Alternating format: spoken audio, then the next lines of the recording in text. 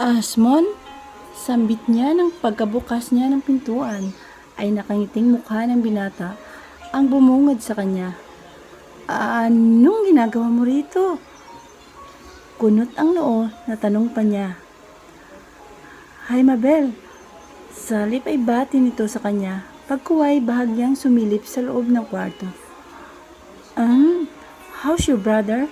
Tanong din ito sa kanya. Niluwagan naman niya ang pagkabukas ng pintuan upang papasukin ito sa loob, pagkatapos ay tinapunan niya ng tingin ang kapatid na mahimbing natutulog sa hospital bed. Okay naman siya, sabi niya. Paano mo pala nalaman na nandito kami? Maya-maya ay tanong niyang muli sa binata. Nang lingunin niya ito. Oh, I heard Emeros and Aces talking about you and your brothers. So I asked them kung saang hospital kayo. Tipid siyang umiti rito at naglakad palapit sa gilid ng kama. Salamat sa pagbisita mo, sir. Anya. Ano ka ba? Sabi ko na sa'yo, huwag mo kong tawagin, sir. Asmon. Maybe I can help. May kailangan pa ba or something? Naku, hindi na. Okay naman na ang lahat.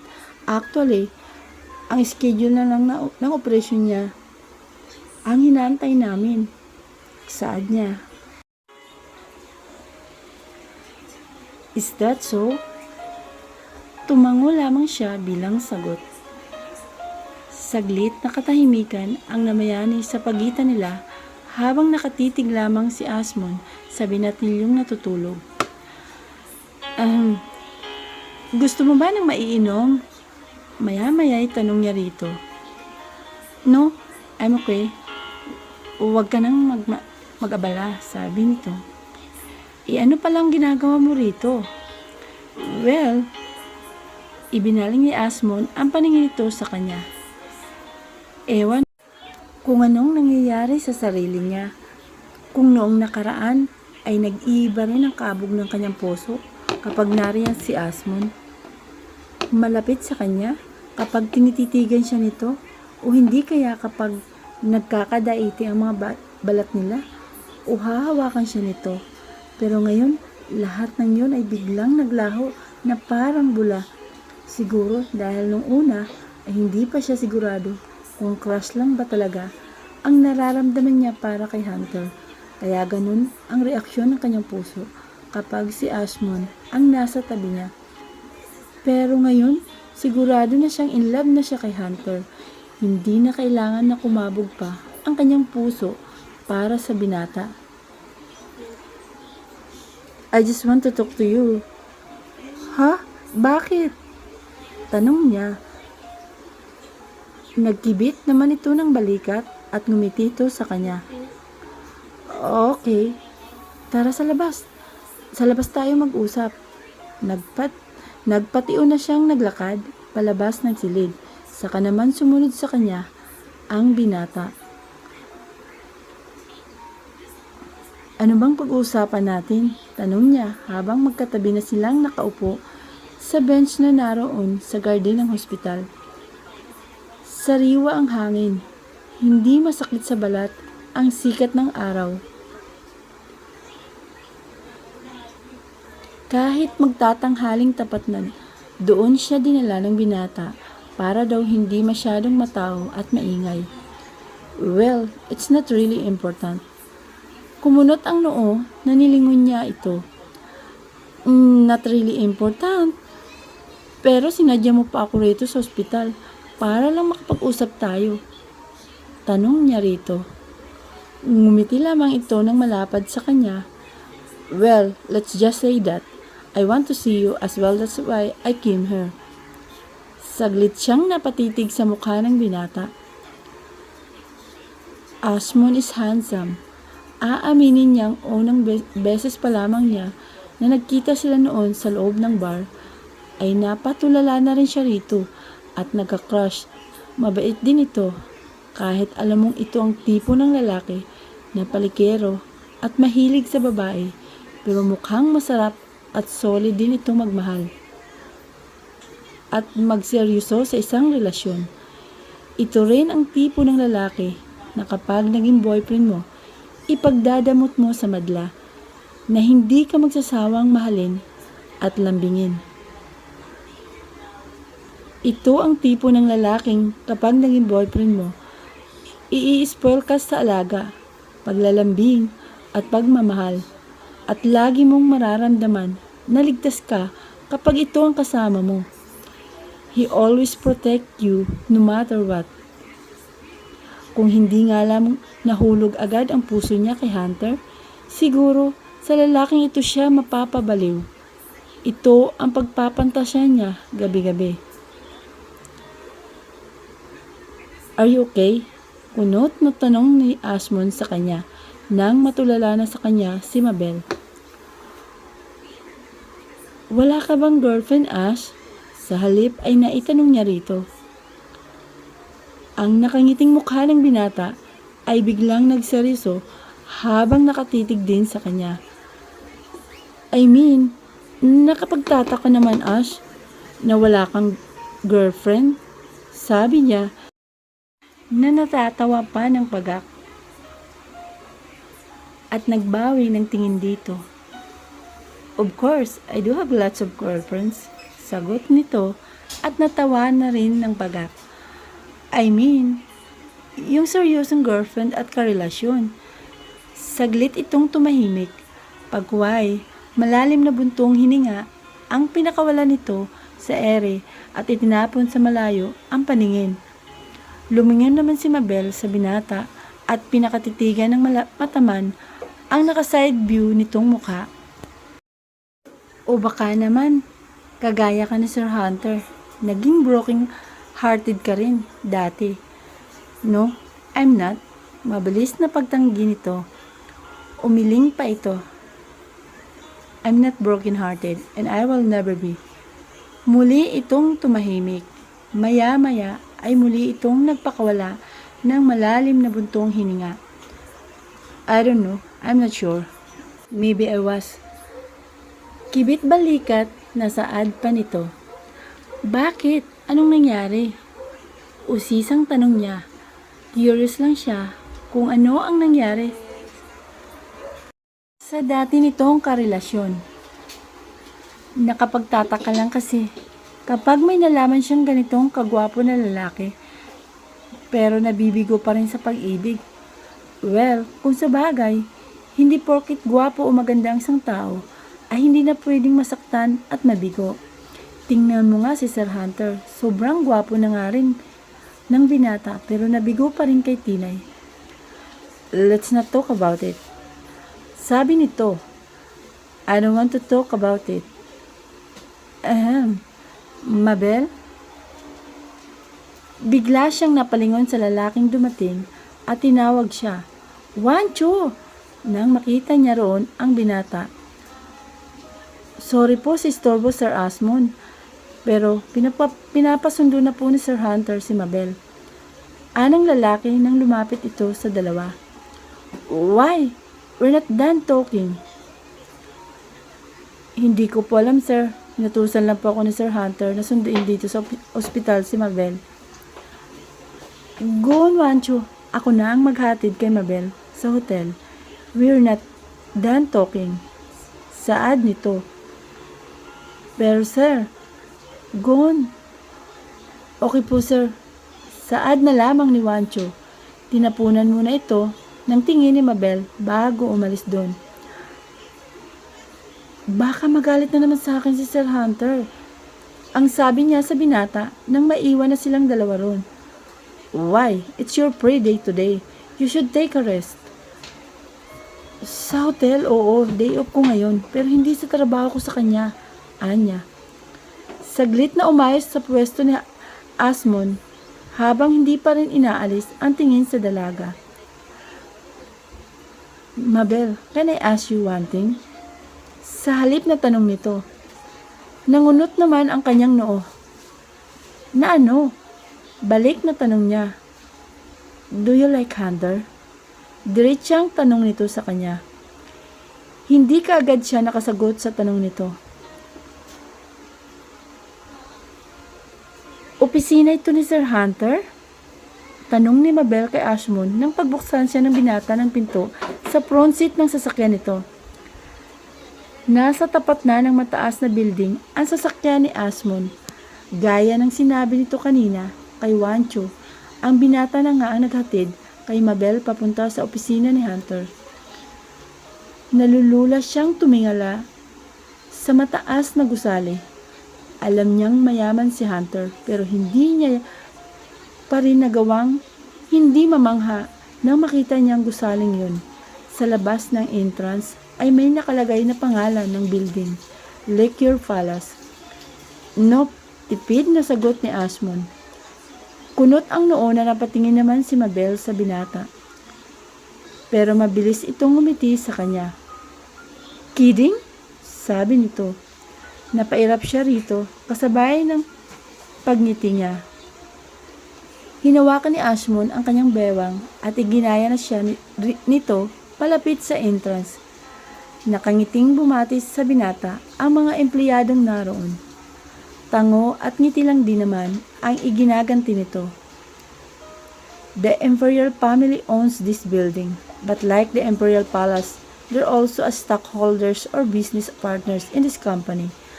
Pag-uumpisa nito ng kwento sa kanya. My father was one of the stockholders. The other one is Don Demetrio Edelfonso. Well, you don't know him, so let's skip about him. And yeah, I'm new stockholder, so I must say that I can own this building too.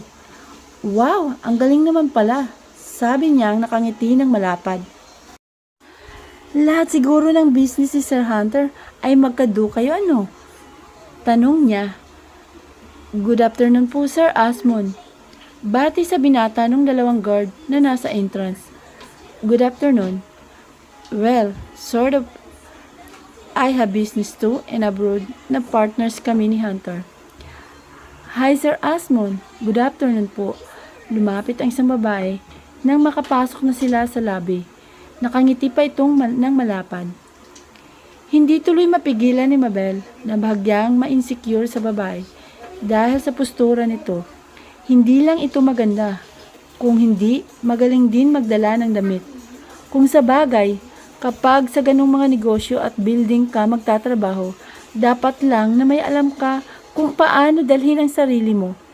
Iba-ibang klase ng tao ang makakaharap mo araw-araw. Nariyan ang mga katrabaho mong magagaling din magdala ng sarili nila. And of course, nariyan din ang mga big boss nila, mayayaman at mga kilala. Hi Mimi, nakangiting bati ni Ashmon sa babae. Mabel, she's Mimi. And Mimi, this is Mabel. Pagpapakilala nito sa dalawang dalaga. Matamis ng ngiti ang binigay niya sa babae. Good afternoon po, ma'am. Naku, wag niyo na po akong tawagin na ma'am. Mama Bel. Mimi na lang po. Nakakahiya naman po kay Sir Ashmon, anang babae na nakangiti pa sa kanya na matamis. Magsasalita pa sana siya para kausapin ng babae, pero naunahan naman siya ni Ashmon. Is Hunter in his office? Tanong nito. Opo sir, and saglit itong tumigil sa pagsasalita at ngiwing-ngiti ang ibinigay sa binata. Oh, again? Tanong ng binata. Ipinagpalipat-lipat ni Mabel ang tingin sa dalawa.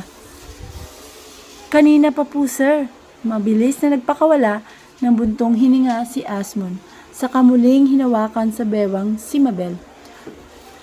Well, I guess we need to go to his office. Ngumiti lamang ang babae sa binata. Bakit daw? Takang tanong nito habang papalit-bit na sila inaruruunan ng elevator. He's not in a mood this time. Bigla siyang napahinto sa paglalakad at napatitig sa binata. What? Baka pwedeng dito na lang ako maghintay sa ibaba, sabi niya. And why? Malamang na mapagalitan na naman ako noon. Alam ko ako ang dahilan kung bakit aburido na naman siya. Kasi dapat kanina pa ako nandito. Sana pala sumama na ako kay Wancho. Sa isip niya. Come on Mabel, natatakot ka? Banayad siyang nagpakawala ng paghinga at napatingin sa bumukas na elevator. Come on, that's okay. Hindi naman sa'yo galit si Hunter. Natatawa pang saad nito at muli siyang hinawakan sa bewang upang igaya sa papasok sa loob ng elevator. Wala na nga siyang nagawa kung hindi ang sumama sa binata. Patay talaga ako nito. Tahimik na lamang siya hanggang sa muling bubukas ang pinto ng elevator at muli siyang iginaya ni Asmon palabas. Kabado pa siya habang papalapit na sila sa pintong nasa dulo ng pasilyo. Oh, by the way, Mabel, mauna ka na muna ron. May kukunin lang ako sa office ko. Bigla siyang napatingin sa binata. Ha? Ayoko. Umiling pa siya at biglang napahawak sa kamay nito. Ako ang pagagalitan niya. Go on. Ayoko nga. Asmon. Nang biglang bumukas ang pinto ng opisina ni Hunter, mabilis pang nangunuot ang noo nito nang mapatingin sa magkahawak na kamay ng dalawa. In my office now. Tiimbagang nasaad nito at muling pumasok sa loob. Pabalibag na nitong isinarado ang pinto. Napakislot naman si Mabel at muling napatingin sa binata. Sa atin siya galit? Naku, tanong niya. Nagkibit balikat lamang ang binata. I don't know. Maybe. Well, let's go and let's find out. Mabilis niyang binawi ang kanyang kamay. Ayoko, Ash. Maghintay na lang ako dito sa labas. Ang sabi niya. Why has no one told me about this problem? Galit na tanong ni Hunter habang nakatayo siya sa harap ng kanyang lamesa. Matalim pa na titig ang ibinigay niya sa tatlong kasama roon. Nandun si Asmon, si Mimi, at isang bading na nasa late 30s na rin ang edad. Sir Hunter, kinakabang saad ni Mimi sa binata. Hindi po namin agad nasabi sa inyo ang tungkol dito kasi we thought na makakahanap po agad kami ng ibang model para po sa So you thought. Agaw niya sa pagsasalita ng dalaga. Nagtiim pa ang kanyang bagang. Napatungo naman ang dalaga. Bro, calm down. Natatawang saad naman ni Asmon habang nakaupo ito sa single couch na naroon sa tabi ng lamesa. Hindi mo kailangan magalit dahil lang sa problemang to, bro. Asmon, we work on this campaign for over 3 months. We waited on that model for over 2 months and now she's backing out. What do you want me to do? Chill? Tiim bagang pang tanong niya habang magkasalubong ang mga kilay na nakatingin sa kaibigan. Maya-maya ay nagpakawala siya ng malalim na buntong hininga kasabay ng pang-upong muli sa swivel chair niya. 2 linggo na lang para ganapin ang campaign, Ash, and yet hindi pa nagagawang photoshoot para sa new liquor natin. And this happened? We can find another model. It's easy. It's not that easy, sabi niya at kinuha ang folder na ibinigay ni Mimi sa kanya kanina. There's a lot of models out there, bro. We can find new one. Giit pa ni Asmon. Mimi, you have the list, right? Yung mga pinagpilian natin dati. Tumango naman ang dalaga nang tapunan nito ang tingin si Asmon. Yes, sir. Good. Pero sir, nakontak na po namin. Lahat the past 2 days pa po and they're not available. Kibit balikat na saad nito. Hey, how about Bea Alonso? Hindi ba't nung una naman ay pumayag siya sa offer natin? Pero na-cancel lang dahil may new project siyang gagawin. Suggestion naman ng bading na nakapwesto sa isang single couch na naroon din sa gilid ng lamesa ni Hunter. Nakadikwatro pa ito. Nakausap ko na rin po ang manager niya in the other day. But sad to say po, Madam Bora, she's not free. Kasi nga po, kalilipat niya lang ng ibang TV network. So, marami pa po siyang schedule and TV guesting. Si Ivana Alawi naman po, I already talked to her manager too. Pero, titingnan pa raw po kung may maisisingit na schedule para sa atin. Pagpapaliwanag ng dalaga. How about Erich Gonzalez? Tanong ng bading. Yeah, right. Miss Gonzalez did the 2018 calendar, right? The company is our competitor, Ash. Walang buhay na sabi ni Hunter habang nakatuon ang kanyang paningin sa folder na hawak niya at may kung anong binabasa ron. Oh yeah, anong binata? Sampinto. She's pregnant kaya nag-sign pa ng eke si Mimi. Naghanap na rin po kami, Sir Hunter. Aabisuhan po namin kayo agad first thing in the morning. Tomorrow. Nang balingan naman ito ng tingin ang binata. Padabog na binitawan ni Hunter ang folder sa ibabaw ng kanyang lamesa. Pagkuway, napahilamo sa mukha niya. Find a new model, Mimi, if you don't want to lose your job. Seryosong sabi niya at pabagsak na isinandal ang likod sa upuan niya. Sino ba naman kasi ang hindi ma-stress sa problemang yun? Trinabaho nila yun ng mahigit 3 buwan at ngayong malapit na ang kampe nila, saka naman nagkaroon ng problema. Nakahanda na ang kalaban nilang kumpanya and yet there they are, may problema pa rin. Hindi pa naman ganun kadaling humanap ng magaling na talent para maging ambassador sa bagong alak nila and also to be their calendar girl. Ang buong akala ni Hunter ay maayos ng lahat pero kanina nang pumasok siya sa kanyang trabaho ayun agad ang bumungad sa kanya. Yes po, Sir Hunter. Saad ni Mimi. Saka ito naglakad palabas ng opisina ng binata. How about you, Bora? Hindi ba marami ka namang alam at mga kakilalang may hawak ng model agencies? Tanong ni Ashmo nang balingan nito ang tingin ng bading.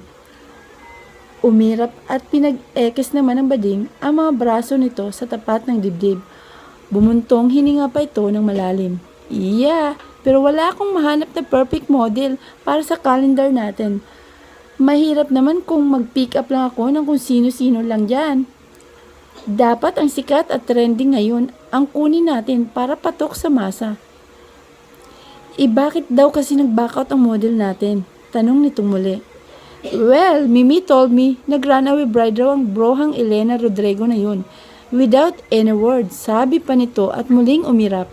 She signed the contract already, right? Yeah, we will file a case against her, anang Hunter. Maybe we need to talk to her manager first. Baka naman, may valid reason lang. Saad ni Asmon sa kaibigan. Muling nagsalubong ang mga kilay ni Hunter nang tapunan niya ang tingin si Asmon. I don't give a damn, Ash. She signed a contract with a company. Then all of a sudden, she disappeared. Why? Is this a joke for her? Pagalit pa rin tanong niya. Napatango-tango naman si Ashmon at itinaas pa ang mga kamay. Okay, if that's your decision. God, I'm so stressed.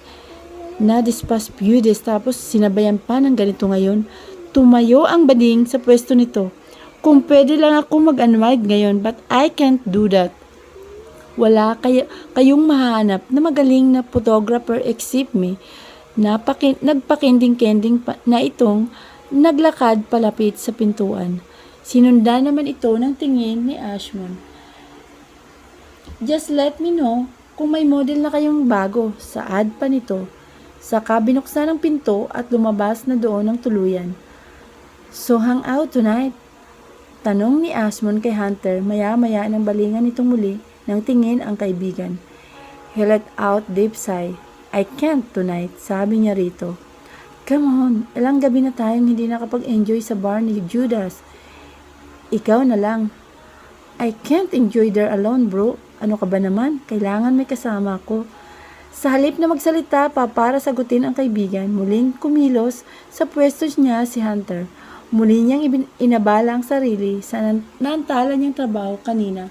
Mas gugustuhin na lamang niyang iburo ang sarili sa kanyang trabaho kaysa naman maglasing.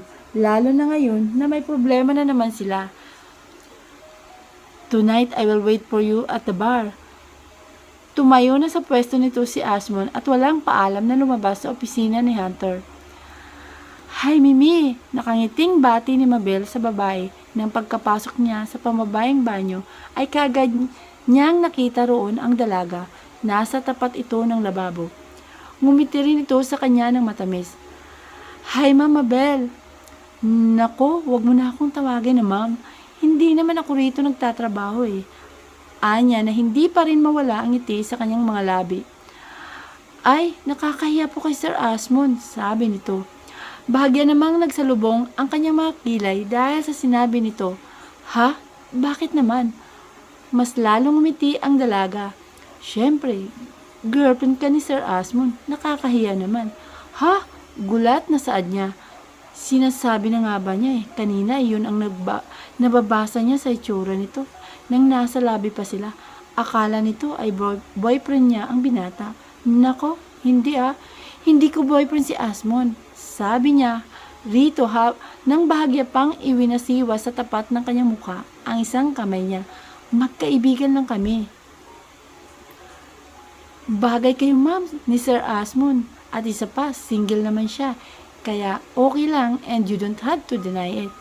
Natawa na lang siya ng pagak dahil sa mga sinabi nito.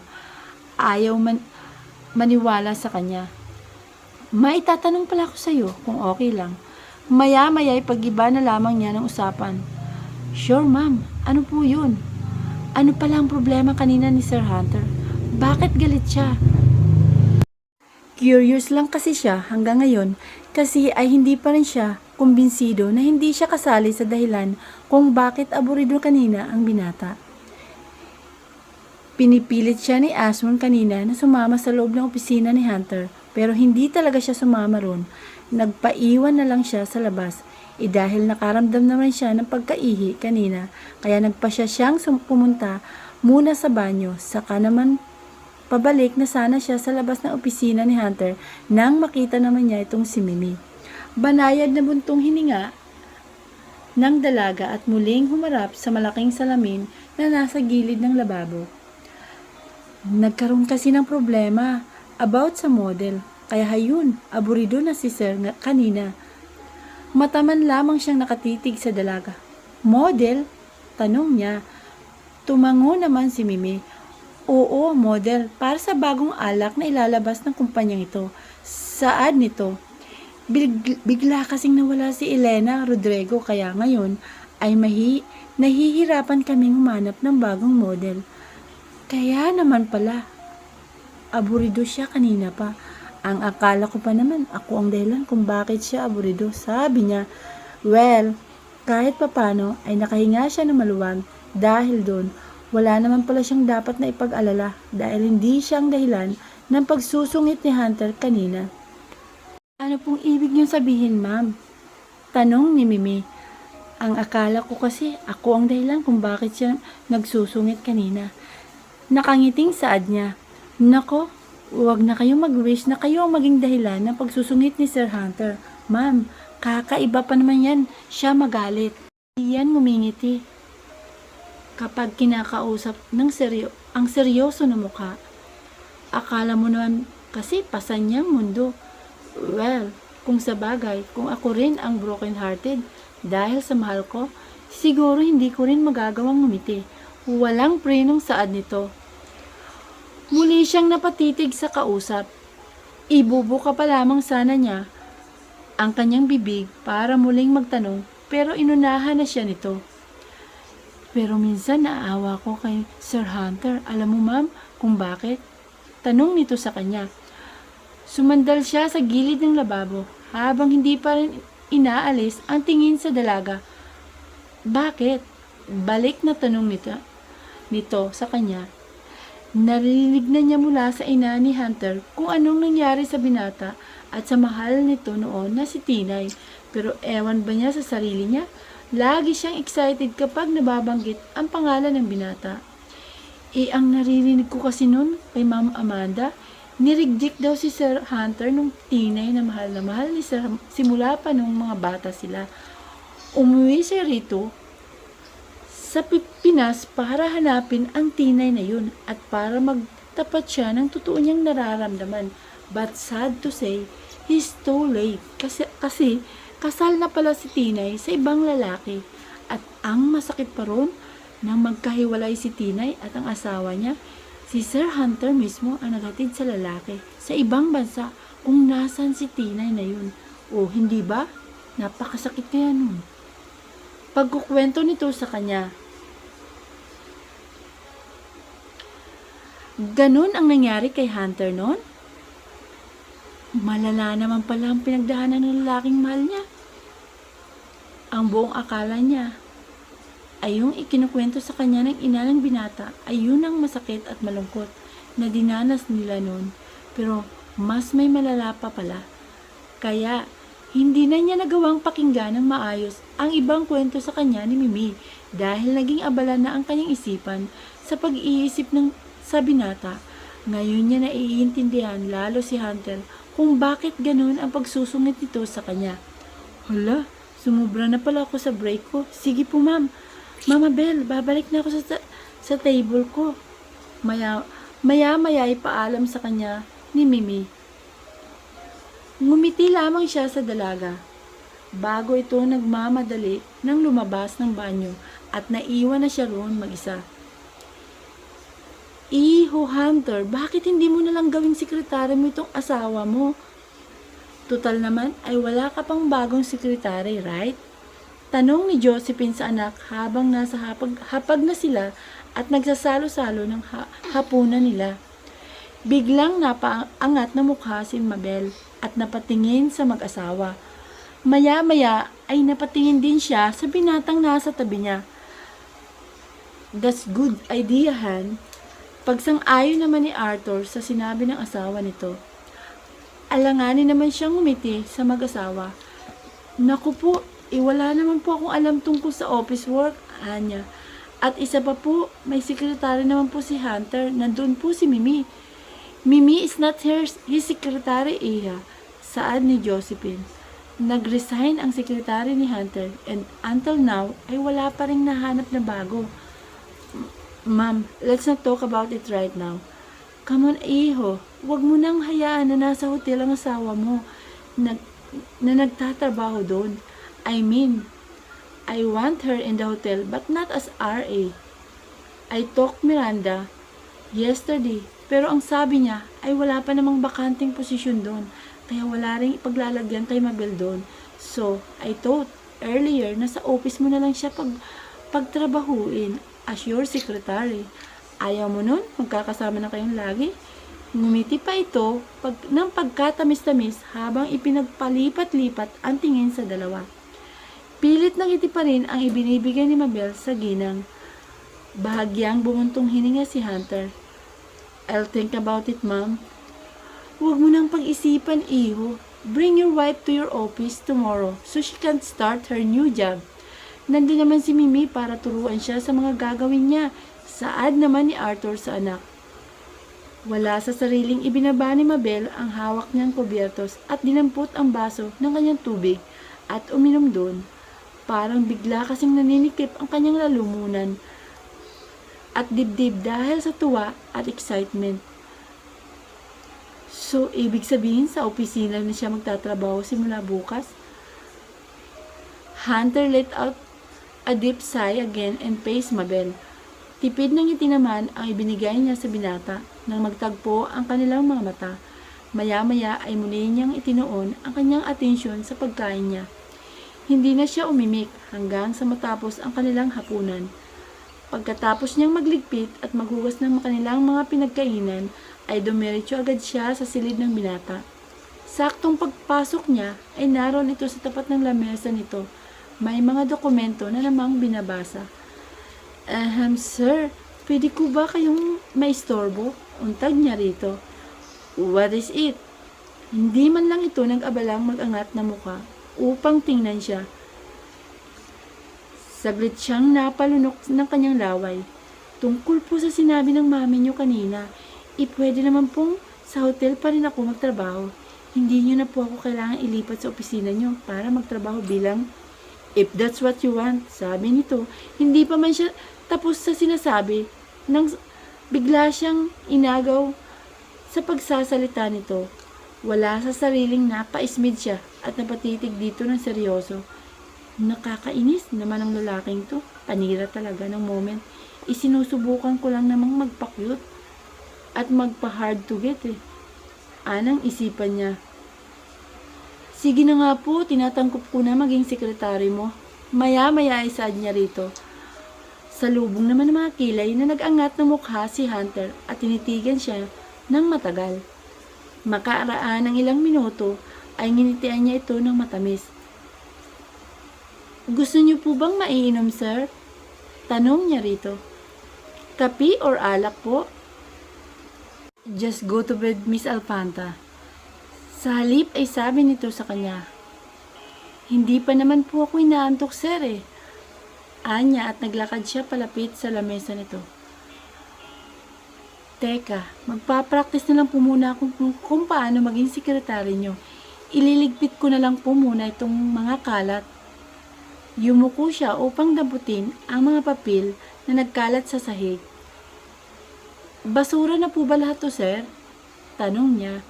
Pero sa halip na sagutin ang kanyang tanong, ay saglit na nagpakawala ng buntong hininga si Hunter bago muling itinuon ang atensyon na binabasa nito sa papel. Nang matapos niyang damputin ang mga papel na nasa sahig, ay muli siyang tumayo. Naglakad siya papunta sa likuran ng binata. Dinampot niya rin doon ang mga kalat. Can't you please stay on the couch? Nahihilo ako dahil sa iyo ah. Anang Hunter. Saktong pagkatayo niya ng tuwid ay tumayo rin ang binata. Biglang nagkabanggaan ang katawan nila.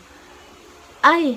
Napasigaw pa siya sa takot na bumagsak sa marble sa sahig nang mawalan siya ng balanse. Nabitawan pa niya ang maliit na trash bin. Mabuti na lamang ay mabilis na nahiwakan ni Hunter ang kanyang baywang at isang kamay niya. Mabilis siya nitong nahila palapit sa katawan nito. Naiyakap niya sa liig ng binata ang isang braso niya. Kung hindi pa niya napigilan ang kanyang mukha, malamang na maglalapat ang kanilang mga labi ngayon. Nanlaki ang kanyang mga mata na napatitig sa binata. Hayo na naman ang pamilyar at malakas na kabog ng kanyang dibdib habang nakatitig siya sa mapupungay at magagandang mga mata nito. Si Hunter man ay hindi rin napigilan ang mapatitig sa mata ng dalaga. Maya-maya ay bumaba ang tingin nito sa mapupulang mga labi ni Mabel. Hindi nito napigilan ang sarili na mapalunok ng laway. Ewan, pero may tinig na bumubulong sa kanya. Sa kanyang isipan ng binata na hagkan ang mga labing yun. Parang nag-aanyaya sa kanya ang mga labi ni Mabel. Makailang mura rin ang ginawa ng isipan ni Hunter habang mataman pa rin nakatitig sa dalaga. He wanted to let her go, pero bakit hindi niya magawa? Gusto niya ang pakiramdam na malapit sa kanya si Mabel, lalo pa at ramdam niya ang kakaibang init ng mga katawan nilang magkadaiti sa mga sandaling yun. He never felt the same way before. Ano ba ang ginagawa ng babaeng ito sa kanya para magkaroon ng pakiramdam niya sa tuwing nasa malapit ito sa kanya? At kanina, nang makita niyang hawak ni Ashmon ang kamay ni Mabel, parang pakiramdam niya gusto niyang sugurin ang dalaga at hilain palayo sa kaibigan niya. What is happening to him? Bakit ganun ang inaakto ng damdamin niya ngayon? Sir, nauutal na sambit ni Mabel nang maya-maya ay naramdaman niyang mas lalong humigpit ang pagkakayapos ng braso ni Hunter sa bewang niya. Unti-unti na rin niyang nararamdaman ang mainit nitong hininga na tumatama sa ilong niya. Ang bango ng hininga nito, parang mas lalo siyang nawawala sa sarili niya dahil doon. Dahan-dahan na palang bumababa ang mukha ni Hunter papunta sa mukha niya. What are you doing, Miss Alpanta? Halos pabulong na tanong ni Hunter sa dalaga habang matamang nakatitig sa nangingislap na mga mata nito. Tila nagugulo naman si Mabel dahil sa tanong na yun. What did you do to me? Nahihirapan pang tanong nitong muli. Sir, hindi ko po kayo maintindihan. Anya. Oh, damn it. Pagmumura ni Hunter, pagkuway walang paalam na inangkin nito ang mga labi ng dalaga. Gulat man dahil sa ginawang yun ni Hunter, napapikit na lamang ng mariin si Mabel.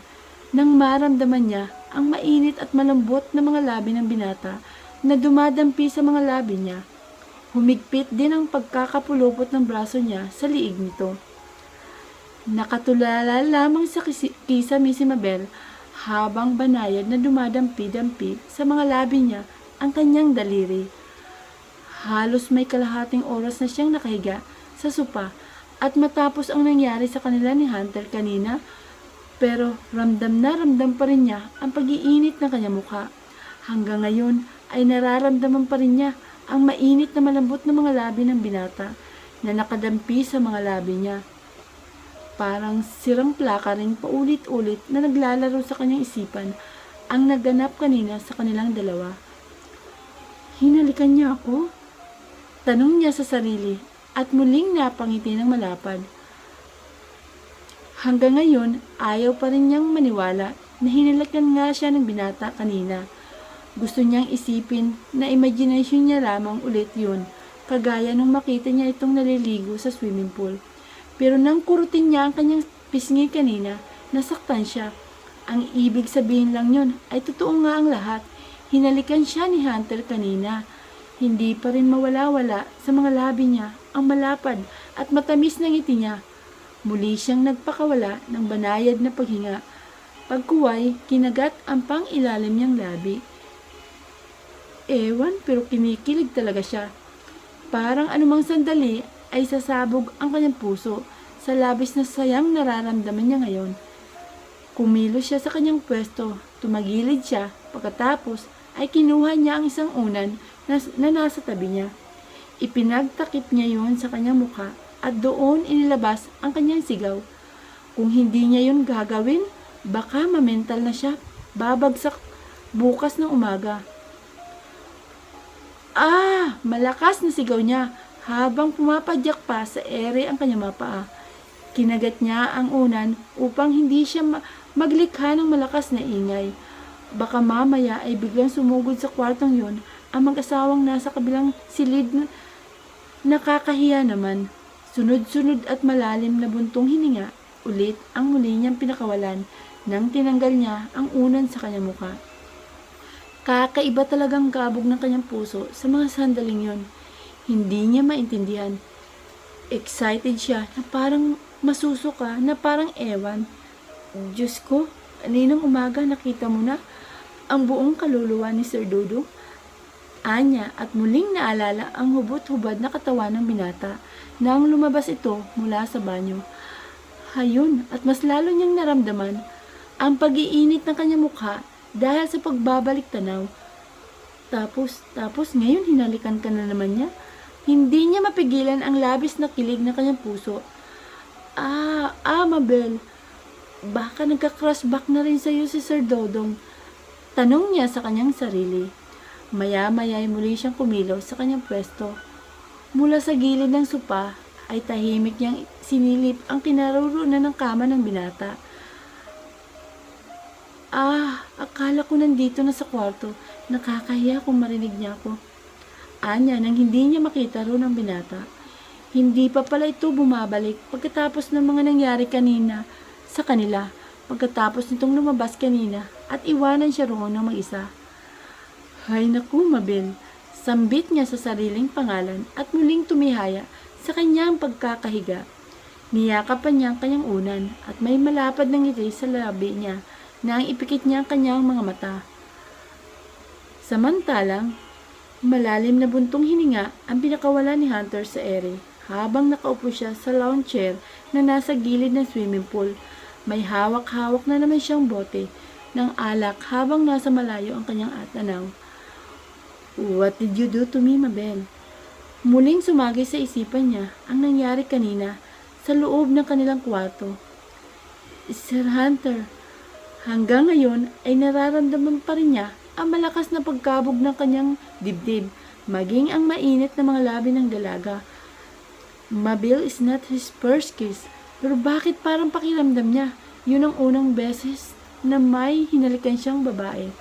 Hindi na nito nawala sa isipan niya simula kanina at hindi niya rin maintindihan ang kanyang sarili kung bakit hinalikan niya ito kanina. Why? Iyon ang malaking katanungan sa kanyang isipan. Muli siyang bumuga ng malalim na paghinga, pagkuway muling dinala sa tapat ng kanyang bibig ang bote ng alak at tumungga roon. Halos magkakalahati rin ang nabawas nun. Maya-maya ay tumayo siya sa kanyang pwesto at nagparuot pa rito ng lakad sa gilid ng swimming pool. Minsan pa siyang napapatingin sa beranda ng kanyang kwarto. Is she asleep?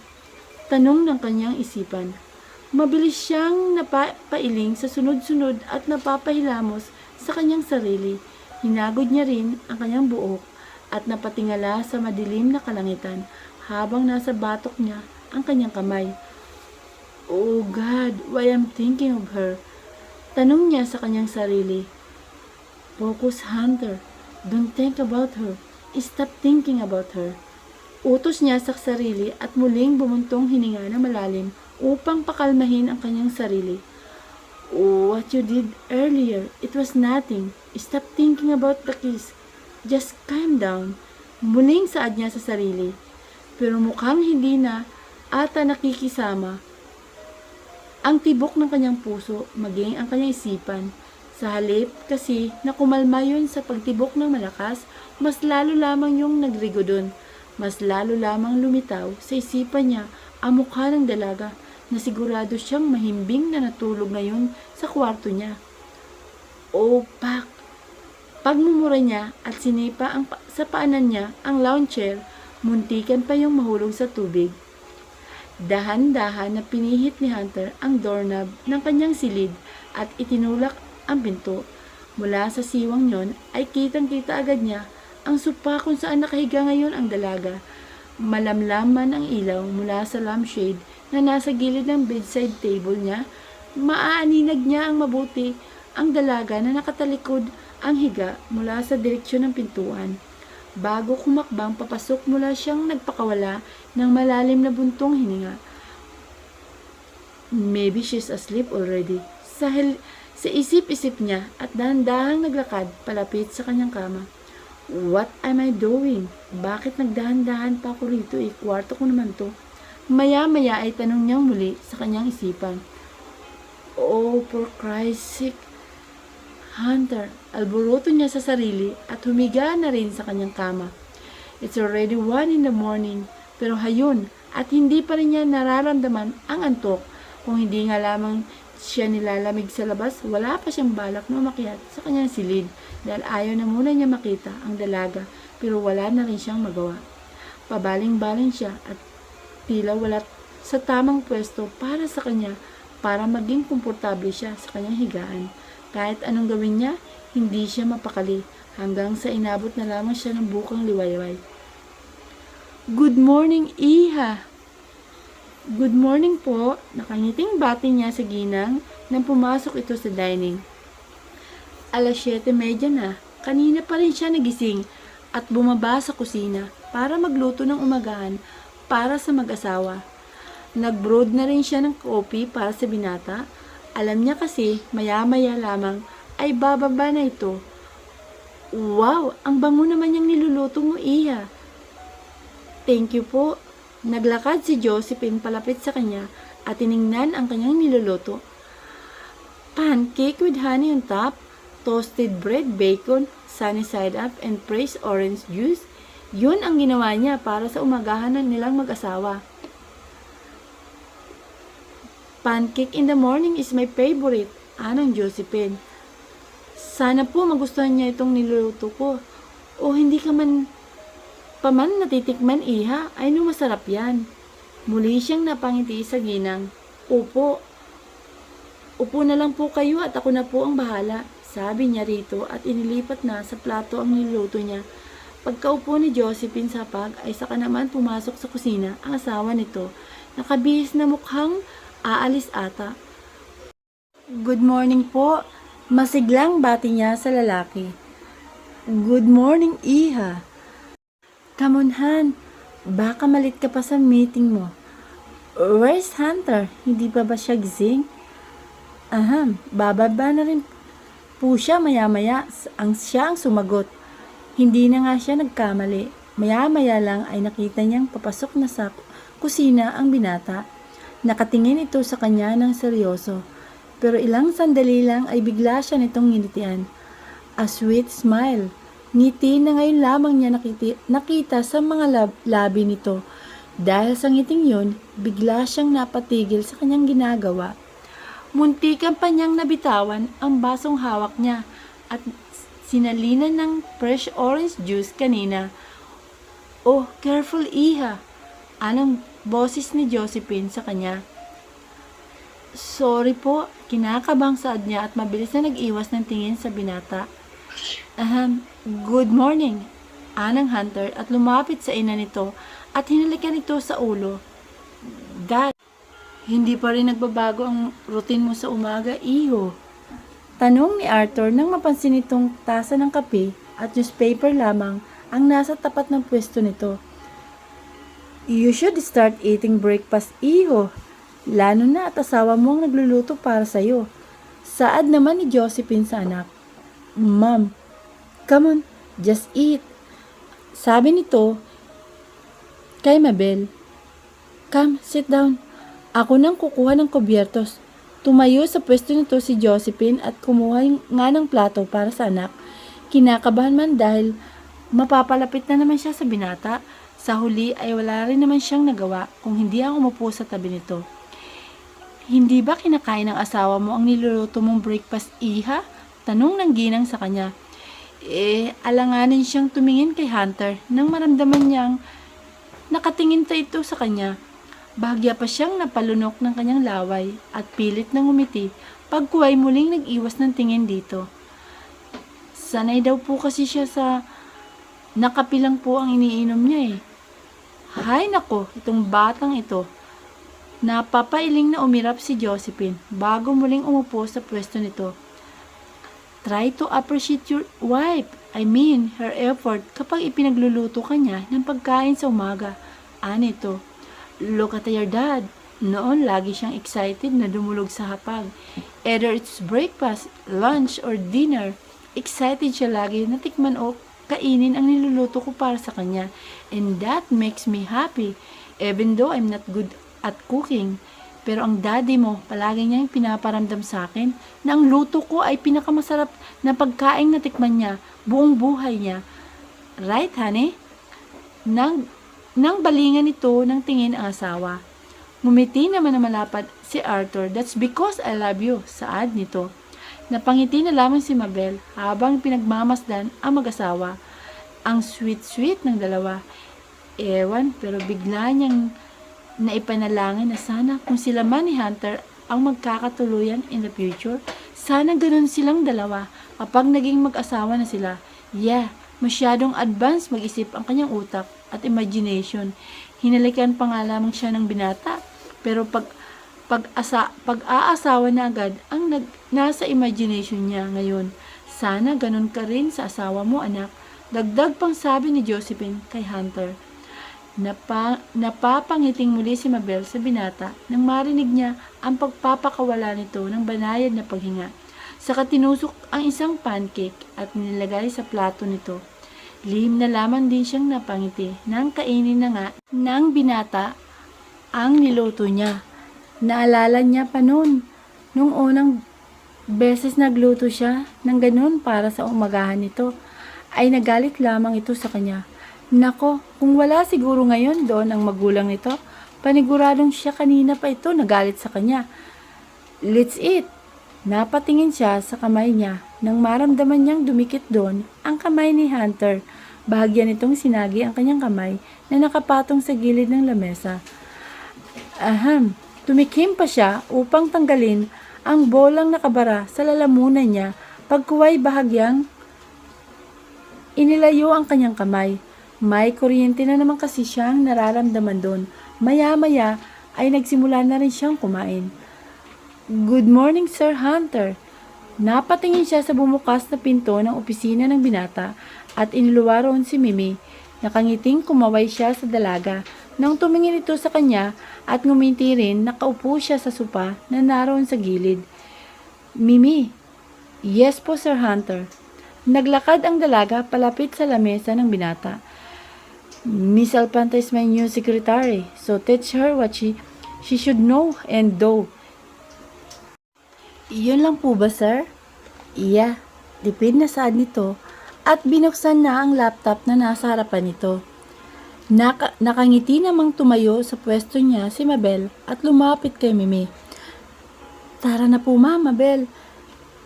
Tila excited pang saad ng dalaga. Hindi ba mahirap ang gagawin ko? Tanong niya nang makalabas na sila sa opisina ng binata. Hindi naman po, madali lang ang gagawin mo. Don't worry, ituturo ko naman po sa inyong lahat. Banayad siyang nagpakawala ng paghinga. May ngiti man sa mga labi niya, ngunit naroon pa rin ang kaba at excitement sa puso niya dahil sa bago niyang trabaho ngayon. Nang nasa tapat na sila ng pintuan, nasa tabi lang ng opisina ni Hunter ay kagad yung binuksan ni Mimi. Halika, pasok ka po, ma'am. Anong gagawin natin dito? Ito po ang magiging office niyo po. Bigla siyang natigilan at nanlaki ang kanyang mga mata at napatitig sa kausap. Sinungaling, wala sa sariling sambit niya. Napahagihik naman si Mimi dahil sa naging reaksyon niya. Ito po ang office ng dating sekretary ni Sir Hunter. Nag-resign kasi siya, kaya ako na muna ang naging sekretary niya for the meantime. Pero ang totoong pwesto ko ay nasa labas at kasama ko ang mga burheldang nandun, na ang tinutukoy nito ay ang mga babaeng empleyado na nakapwesto sa aisle. Napatango-tango na lamang siya. Nag-uumpisa na rin ipaliwanag ni Mimi sa kanya ang mga kailangan niyang malaman. Focus naman siya sa pakikinig. Ito ang unang beses na magtatrabaho siya sa opisina. Kinakabahan man pero naipapangako niya sa kanyang sarili na gagawin niyang lahat para magawa niya ng tama at maganda ang bago niyang trabaho ngayon. Nakakahiya rin kasi sa mag-asawang Josephine at Arthur kung papalpak siya sa trabaho niya. At isa pa, masaya siya dahil may sarili pala siyang opisina ron. So, naiintindihan niyo na po, Ma'am Mabel? Tanong sa kanya ni Mimi matapos nitong ipaliwanag sa kanya ang lahat. Nakangiting tumango naman siya, pero pwede naman akong humingi sa iyo ng tulong o magtanong kapag nakalimutan ako, di ba? Oo naman po, walang problema ron. Muli siyang napahinga ng maluwag. Mabuti na lang pala at mabait tong si Mimi. Kung kagaya lang ito ni na Onichim at Remelin, nako, paniguado siyang hindi siya magtatagal doon. And speaking of her friends, kumusta naman kaya sina Emeros, Aces at Wanda sa hotel? 2 araw na niyang hindi nakikita ang mga ito. Kailangan niya na rin makausap ang mga ito para sabing hindi na siya papasok sa hotel dahil inilipat na siya ni Hunter sa ibang trabaho. Tika nga pala, Mimi, anya sa dalaga, pwede bang humingi sa'yo ng favor? Ano po yun? Muli siyang ngumiti rito. Pwede bang huwag mo na akong ipo? Saka tawaging ma'am, nakakahiya kasi. Mabel na lang. Sigurado ka po? Mabilis siyang napatango rito. Mabel na lang, anya. Okay, nakangiting saad ni Mimi sa kanya. So paano? Sa labas na rin ako. Tawagin mo na lang ako kung may itatanong ka sa akin, ha? Thank you, Mimi. Nagpaalam na rin sa kanya ang dalaga at lumabas sa silid na yon. Muli siyang nagpakawala ng banayad na paghinga. Sa kadahan-dahang lumapit sa swivel chair na naroon sa tapat ng lamesa niya. Wow, may sarili talaga akong opisina rito. Taray, Mabel. Kinikilig na saad niya sa sarili at umupo na rin doon habang inililibot niya sa buong paligid ang kanyang paningin. Hindi ganun kalawak ang silid na yon. Sakto lang para sa isang sekretarya. Isang working table, 2 visitor chair sa gilid niyon. May shelf rin sa gilid na may nakadisplay na mga alak at wine. May drawer doon na lalagyan ng mga importanteng dokumento.